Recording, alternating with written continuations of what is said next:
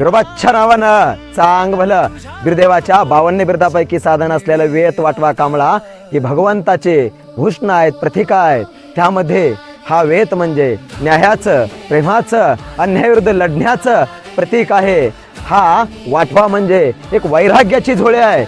भक्तांच्या कृपेचा आशीर्वाद घेऊन मायेची ओंझळ देण्याचं हे भूषण आहे. हा कांबळा म्हणजे जसा मायेचं पांघरुण आहे, जसा मेंढपाळ आपल्या मेंढांवर माया करतो, तसा बिरदेव भक्तांना, दुःखी कष्टी असणाऱ्यांना आपल्या कृपेच्या कांबळ्याखाली घेतो. ही भगवंताची अपरंपार अघात लीला असलेली 52 बिरद आहेत.